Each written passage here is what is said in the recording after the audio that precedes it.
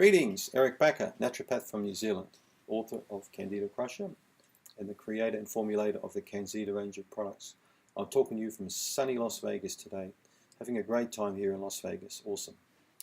So we're going to talk today about vaginal yeast infections. So can you have a vaginal yeast infection without a discharge? You sure can, right?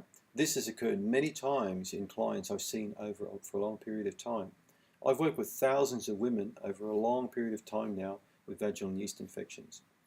In fact, it's quite interesting when I go up to Auckland in New Zealand on conferences and some of the doctors up there see me. Some of the more stupid doctors make all these snide comments about my interest in women's yeast infections. But my reply to that is, it doesn't matter.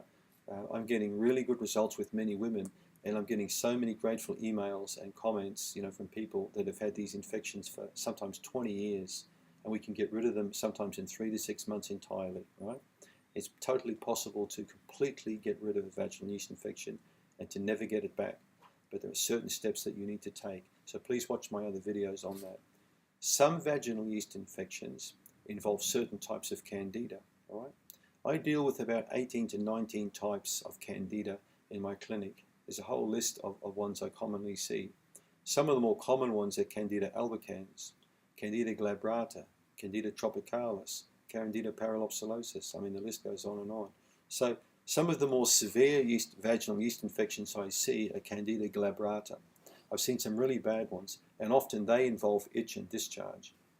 To me, it's 50-50.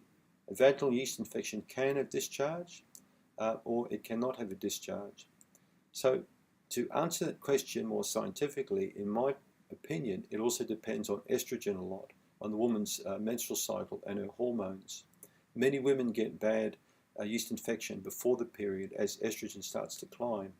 I believe that the more toxic the liver is, the more difficult it is to break estrogen down. The higher estrogen spikes, the more disordered the cycle is, the more likely she's going to have a bad discharge. Healthy women tend to have a thinner discharge and more easy to manage. These women tend to have much better regulated cycles. Women that are quite large tend to bleed more. Women that are quite skinny tend to bleed less. Women that are large tend to have more estrogen dominance also, particularly if they like alcohol and sugars and fats in the diet. So I believe a big part of this equation is detoxification and great liver health and improving your menstrual cycle, which will improve the discharge regardless whether you've got yeast infection or not. But the Candida can exacerbate this really bad, right? So if you've got a vaginal yeast infection with discharge, please consider Candida Crusher, the book I've written. And please also take a look at CanXida formulations, the CanXida Remove, Restore and Rebuild.